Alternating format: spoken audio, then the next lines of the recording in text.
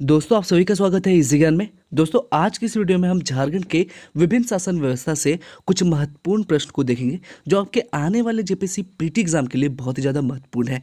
दोस्तों आपको बता दें ये सारे जितने भी प्रश्न आपको दिख रहे हैं स्क्रीन पे ये सारे ही झारखंड के विभिन्न विभिन्न प्रतियोगिता में पूछे गए प्रश्न हैं, ठीक है। और इस लिहाज से जो है जेपीएससी पीटी के लिए दृष्टिकोण से ये ज़्यादा ही महत्वपूर्ण हो जाता है। तो दोस्तों हमारा पहला सवाल कहता है कि मुंडाओं के ग्राम पंचायत को क्या कहा जाता है दोस्तों। तो दोस्तों याद रखेंगे मुंडाओं के ग्राम पंचायत को क्या कहते हैं, हम हाथू कहते हैं। क्या कहते हैं दोस्तों, हाथू कहते हैं, ठीक है। दोस्तों अगर हम बात करें तो पढ़ा पंचायत स्थल को क्या कहा जाता है दोस्तों, ठीक है। जहां पर पढ़ा पंचायत होती है तो उस स्थल को कहते हैं दोस्तों हम अखड़ा। क्या कहते हैं दोस्तों, अखड़ा, ठीक है। और पढ़ा पंचायत के प्रधान को क्या कहते हैं दोस्तों, ठीक है। यहां पर अगला सवाल है कि पढ़ा पंचायत के प्रधान को क्या कहा जाता है, तो दोस्तों हम इसे कहते हैं मानकी। क्या कहते हैं दोस्तों, मानकी, ठीक है। दोस्तों अगला सवाल कहता है कि मुंडा गांव के धार्मिक प्रधान को क्या कहते हैं, तो दोस्तों याद रखेंगे मुंडा गांव के धार्मिक प्रधान को कहते हैं हम पाहन। क्या कहते हैं दोस्तों, पाहन, ठीक है। दोस्तों अगर हम बात करें तो मुंडा जनजाति की शासन व्यवस्था में सर्वोच्च पद किसका है दोस्तों, तो ये आपका मुंडा का ही है, ठीक है। मुंडा जनजाति की शासन व्यवस्था में सर्वोच्च पद किसका है, तो मुंडा का है। दोस्तों मुंडा जनजाति में पाहन को दी जाने वाली लगान मुक्त भूमि को क्या कहते हैं हम, दोस्तों मुंडा जनजाति में पाहन को दी जाने वाली लगान मुक्त भूमि को हम क्या कहते हैं, डाली कटारी। क्या कहते हैं दोस्तों, डाली कटारी, ठीक है। दोस्तों मुंडा जनजाति में गांव का सांस्कृतिक केंद्र अखड़ा ही होता है, ठीक है। जहां पर पढ़ा पंचायत होती है वहीं पर ही जो है मुंडा जनजाति में गांव का सांस्कृतिक केंद्र होता है। दोस्तों मुंडा जनजाति में गांव को भूत प्रेत से बचाने हेतु पाहन को जो दी जाती है भूमि, ठीक है, जो कि उसे पूजा पाठ के बदले दिया जाता है दोस्तों, तो उसे हम क्या कहते हैं, भूत खेता, ठीक है। मुंडा जाति में गांव को भूत प्रेत से बचाने हेतु पाहन द्वारा की जाने वाली पूजा पाठ के बदले उसे दी जाने वाली भूमि को क्या कहा जाता है, तो उस भूमि को कहते हैं हम भूत खेता, ठीक है। अगला सवाल कहता है कि नागवंशी शासन व्यवस्था के प्रथम शासक कौन थे दोस्तों, तो दोस्तों कौन थे, फनी मुकुट राय थे, ठीक है। दोस्तों हमारा अगला सवाल कहता है कि नागवंशी राजाओं द्वारा मुगल शासकों को दिए जाने वाले कर जिसे हम नजराना भी कहते हैं, ठीक है, उसे क्या कहा जाता था दोस्तों, तो दोस्तों उसे क्या कहते थे, मालगुजारी कहते थे, ठीक है। नागवंशी राजाओं द्वारा मुगल शासकों को दिए जाने वाले कर, ठीक है, जिसे हम नजराना भी कहते हैं, उसे हम क्या कहते थे, उसे हम मालगुजारी कहते थे। दोस्तों मानकी लोगों को नागवंशी शासकों द्वारा किस नाम से जाना जाता था, ठीक है, तो मानकी लोगों को नागवंशी शासकों के द्वारा जो है इन्हें भुईहर के नाम से जाना जाता था, ठीक है। मानकी लोगों को नागवंशी शासकों के द्वारा किस नाम से जाना जाता था, भुईहर, ठीक है। दोस्तों पढ़ा पंचायत शासन व्यवस्था का संबंध जो है किस जनजाति समुदाय से है, तो दोस्तों किससे है, उड़ांव से है। किससे है दोस्तों, उड़ांव से, ठीक है। दोस्तों उड़ाव जनजाति में ग्राम प्रधान को क्या कहा जाता है, तो दोस्तों उड़ाव जनजाति में ग्राम प्रधान को महतो कहा जाता है, ठीक है। उड़ाव जनजाति में ग्राम प्रधान को क्या कहते हैं हम, महतो कहते हैं। और उड़ाव जनजाति में महतो का सहयोगी क्या कहलाता है दोस्तों, तो महतो का सहयोगी होता है मांझी, ठीक है। महतो का कौन सहयोगी होता है, तो मांझी, ठीक है। दोस्तों हमारा अगला सवाल कहता है कि पढ़ा पंचायत शासन व्यवस्था में दो या अधिक गांव के बीच अगर विवाद हो जाए तो उस विवाद का समाधान कौन करता है दोस्तों, तो उस विवाद का समाधान करता है पढ़ा, ठीक है। दोस्तों पढ़ा पंचायत शासन व्यवस्था में जिस मामले का निपटारा ग्राम के स्तर पर नहीं होता है तो वह किसे हस्तांतरित किया जाता है दोस्तों, तो पढ़ा दीवान को, ठीक है, जो कि सर्वोच्च न्यायालय की तरह कार्य करता है, ठीक है। अगला सवाल कहता है कि पढ़ा पंचायत शासन व्यवस्था में निम्न में से कौन सर्वोच्च न्यायालय की तरह कार्य करता है, तो दोस्तों पढ़ा दीवान ही, ठीक है। पढ़ा दीवान ही जो है सर्वोच्च न्यायालय की तरह कार्य करता है। दोस्तों हमारा अगला सवाल कहता है कि पढ़ा पंचायत शासन व्यवस्था में गांव के धार्मिक कार्यों का संपादन कौन करता है, तो दोस्तों कौन करता है, पाहन करते हैं। कौन करते हैं, पाहन, ठीक है। पढ़ा पंचायत शासन व्यवस्था में गांव के धार्मिक कार्यों का संपादन करता है पाहन, ठीक है। दोस्तों पढ़ा पंचायत शासन व्यवस्था में पाहन को जो दी जाती है भूमि उसे हम क्या कहते हैं, पहनई भूमि कहते हैं। क्या कहते हैं दोस्तों, पहनई भूमि, ठीक है। मांझी परगना शासन व्यवस्था में ग्राम पंचायत का प्रधान कौन होता है, तो दोस्तों मांझी परगना शासन व्यवस्था में, ठीक है, ग्राम पंचायत का प्रधान होता है मांझी ही। कौन होता है दोस्तों, मांझी, ठीक है। और मांझी के कार्यों के सफल संचालन में उसे सहयोग कौन प्रदान करता है, तो गुड़ैत करता है। कौन करता है दोस्तों, गुड़ैत। दोस्तों हमारा अगला सवाल क्या कहता है, आपसे कहता है कि जोगमांझी की अनुपस्थिति में, ठीक है, जब जोगमांझी जो है अनुपस्थित ना हो, ठीक है, तो उसके दायित्व का निर्वहन कौन करता है दोस्तों, तो प्रणिक करता है। कौन करता है दोस्तों, प्रणिक, ठीक है। दोस्तों अगला कहता है कि मांझी के सचिव के रूप में कौन कार्य करता है, तो प्रमाणिक करता है, ठीक है। कौन करता है दोस्तों, प्रमाणिक करता है, ठीक है। अब नेक्स्ट नेक्स्ट कहता है कि मांझी परगना शासन में गांव के प्रहरी के रूप में कौन कार्य करता है? तो लासेर टंगाई। कौन करता है दोस्तों? लासेर टंगाई। लासेर टंगाई जो है ये गांव के प्रहरी की भांति कार्य करता है, जो बाहरी आक्रमण से गांव की सुरक्षा करता है। ठीक है दोस्तों, अगला सवाल कहता है कि मांझी परगना शासन व्यवस्था में कौन पुलिस की भांति काम करता है? तो चौकीदार ही जो है ये पुलिस की भांति कार्य करता है।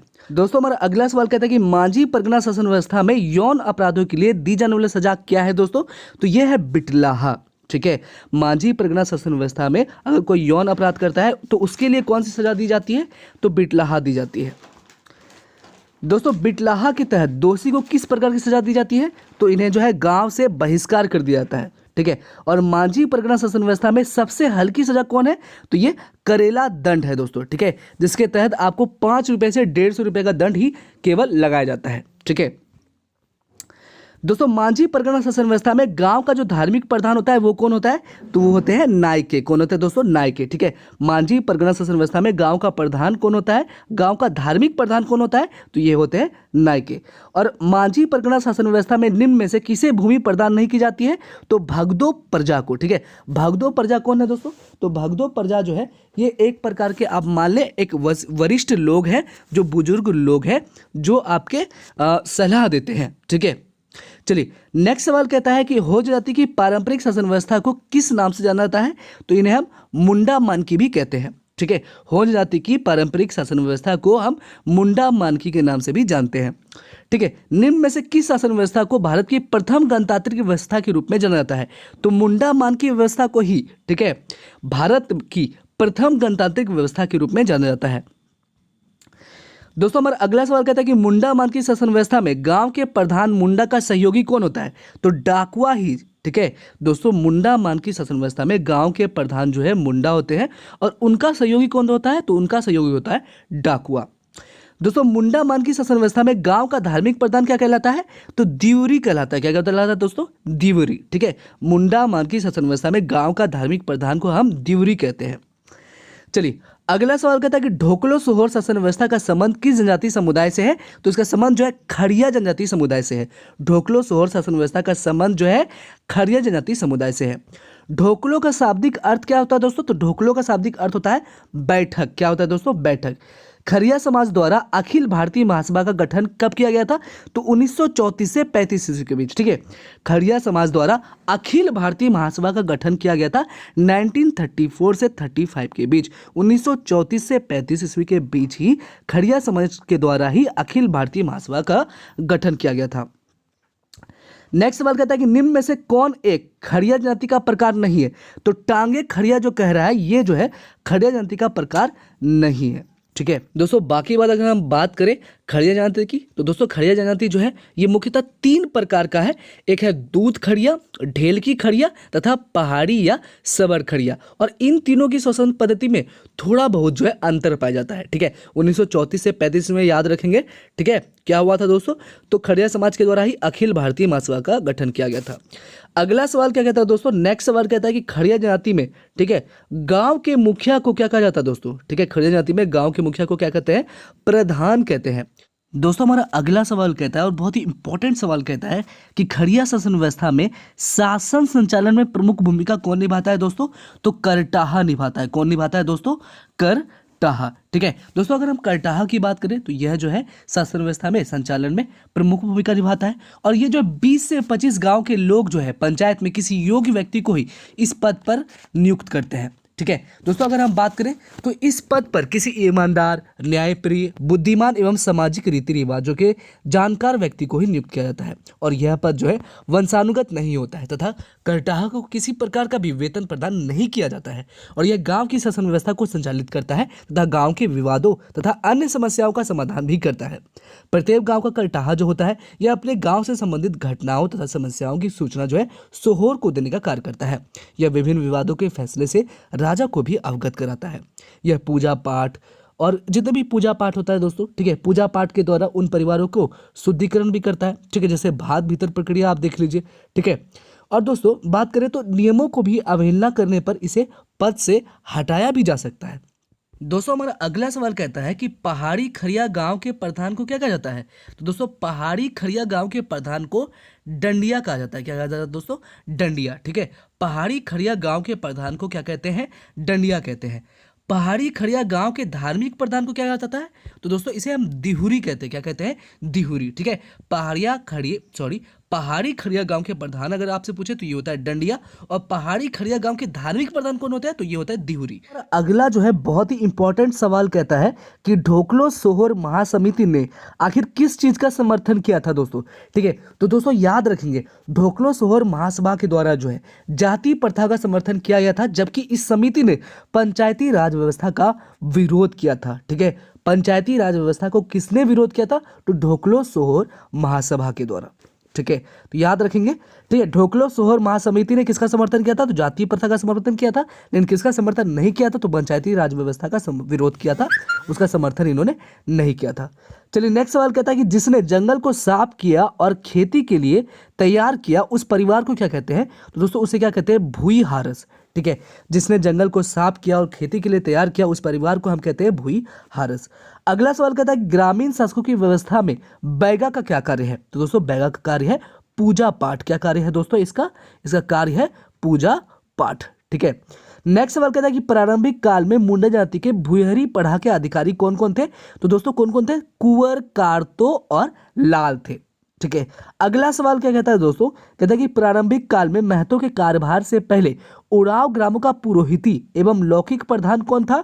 तो ये बैगा ही था। ठीक है, बैगा ही प्रारंभिक काल में महतो के कार्यभार से पहले उड़ाव ग्रामों का पुरोहिती था और लौकिक प्रधान भी था। अगला सवाल कहता है कि संथालों की सामुदायिक व्यवस्था में माझी का उप प्रधान कौन होता है? तो प्रणिक होता है। कौन दोस्तों होता है? प्रणिक। ठीक है, संथालों की सामुदायिक व्यवस्था में माझी का उप प्रधान होता है प्रणिक। नेक्स्ट सवाल कहता है कि मुंडा मान की व्यवस्था को किस अंग्रेज पदाधिकारी ने मंजूरी दी थी? किसने दी थी? तो थॉमस विल्किंसन ने। ठीक है, मुंडा मान की व्यवस्था को किस अंग्रेज पदाधिकारी ने मंजूरी दी थी? तो थॉमस विल्किंसन ने। नेक्स्ट सवाल कहता है कि किस जनजाति की संगठित शासन व्यवस्था नहीं है? तो लोहार जनजाति की जो है ये जो है संगठित शासन व्यवस्था इनमें नहीं पाई जाती है। ठीक है, किसमें नहीं पाई जाती है संगठित शासन व्यवस्था? तो लोहार में। नेक्स्ट सवाल कहता है कि भूमि जनजाति की शासन व्यवस्था के संबंध में भाई के नहीं होने पर पिता की समिति का अधिकारी कौन होगा? तब जो है उसकी पुत्री होगा। ठीक है, भूमि जनजाति की शासन व्यवस्था के संबंध में भाई अगर ना हो तो पिता की संपत्ति का अधिकार किसको होता है? तो पुत्री को होता है, उसी के पुत्री को। तो करमाली जनजाति की जातीय पंचायत का प्रधान क्या कहलाता है? तो दोस्तों करमाली जनजाति की जातीय पंचायत का प्रधान क्या कहलाता है? तो मालिक कहलाता है। क्या कहलाता है दोस्तों? मालिक। ठीक है, नेक्स्ट सवाल कहता है कि पढ़ैया जनजाति की जातीय पंचायत को किस नाम से जाना जाता था? तो दोस्तों इसे भैयारी व जाति कोट कहते हैं। ठीक है, पढ़ैया जनजाति की जातीय पंचायत को हम भैयारी व जाति गोट कहते हैं। नेक्स्ट सवाल कहता है कि कोरवा जनजाति में भात वितरण प्रथा क्या है? तो दोस्तों ये है समाज बहिष्कृत सदस्य को पुनः अपना लेना। ठीक है, तो कोरवा जनजाति में भात वितरण प्रथा यही है, समाज के जितने भी बहिष्कृत सदस्य हैं उन्हें पुनः अपनाना की प्रक्रिया को ही भात वितरण प्रथा कहते हैं। नेक्स्ट सवाल कहता है कि बिरहोर जनजाति के लोग विभिन्न शिकार समूह में बटे होते हैं, जिसे हम क्या कहते हैं? जिसे हम टंडा कहते हैं। क्या कहते हैं दोस्तों? टंडा। और बिरहोर जनजाति का यह जो सर्वोच्च संगठन भी है टंडा। ठीक है, बिरहोर जनजाति के लोग जो है विभिन्न शिकार समूह में बटे होते हैं, जिसे हम टंडा कहते हैं। और बिरहोर जनजाति का जो सर्वोच्च संगठन होता है वो क्या होता है दोस्तों? ये टंडा ही होता है। चलिए अगला सवाल कहता है किस जनजाति में गांव के प्रधान को गौटिया कहा जाता है तथा वर्तमान समय में यह पद विद्यमान नहीं है? तो खोंड।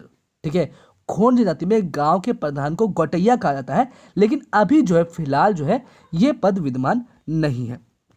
नेक्स्ट सवाल कहता है कि बथुड़ी जनजाति की परंपरागत पंचायत व्यवस्था का प्रधान क्या कहलाता है? तो इसे हम दोहर कहते हैं। क्या कहते हैं दोस्तों? दोहर। ठीक है, मादी तथा गद्दी नामक पद जो है किस जनजाति की शासन व्यवस्था में पाई जाती है? तो बिंझिया जनजाति में। ठीक है, बिंझिया जनजाति में ही मादी तथा गद्दी नामक पद पाई जाती है।